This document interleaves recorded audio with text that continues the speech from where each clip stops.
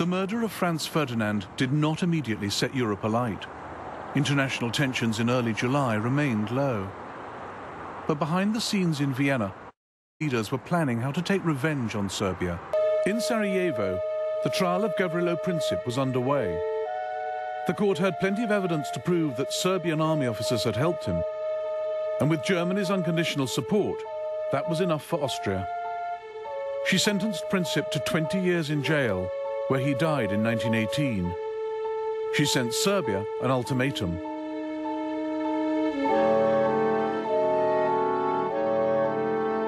This document was Austria's excuse for war. It was filled with demands so extreme and insulting that Serbia could never accept them.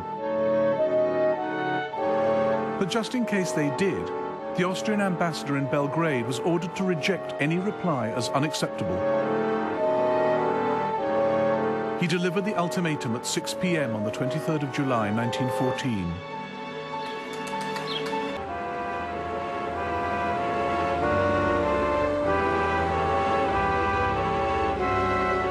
Even before the assassination, Army Chief of Staff Konrad von Hötzendorf had pressed for war against Serbia no fewer than 20 times.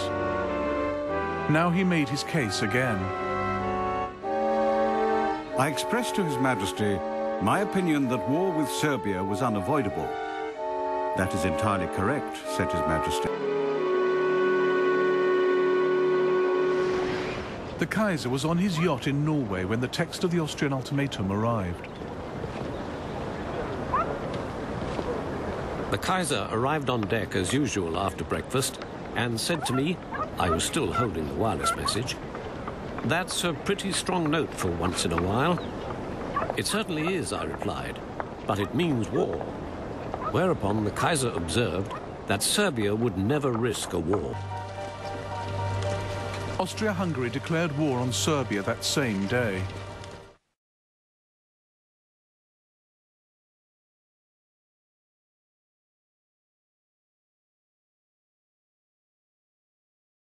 So it was true. The war had begun.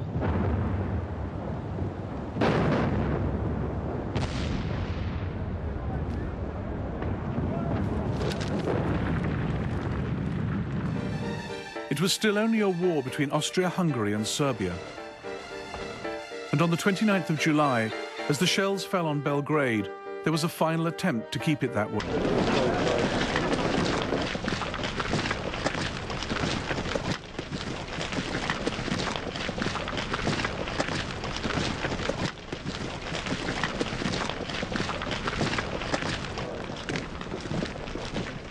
This was a war in which events on one front could have a critical effect on another.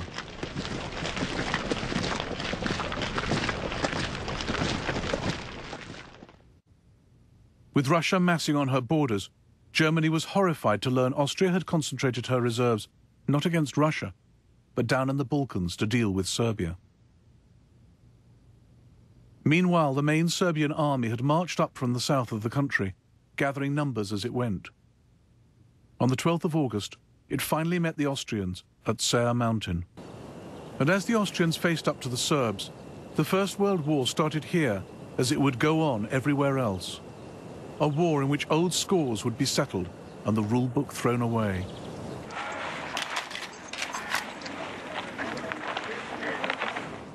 The war is taking us into a country inhabited by a population inspired with fanatical hatred towards ourselves.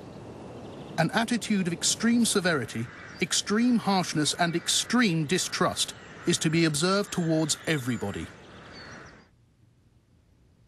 In some sectors, Serbian civilians did fight a guerrilla war, not in uniform, not in the regular army. It was hard for the Austrians to tell who was a real enemy, who was not. But their reprisals against the Serbian people were vicious.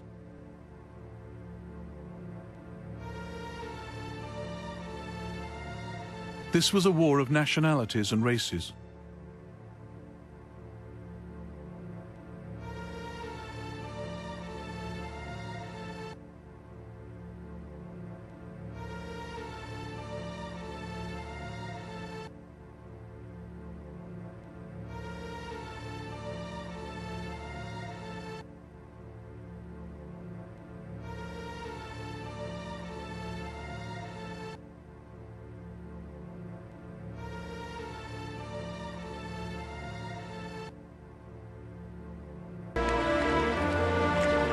On the 2nd of August 1914, Britain was still at peace, but only just. But Britain was the only great power who could not claim she was the victim of aggression. Nobody had attacked her, so why should she fight? It wasn't really to defend the rights of small nations, at least not Serbia. If it were physically possible for Serbia to be towed out to sea and sunk there, the air of Europe would at once seem cleaner.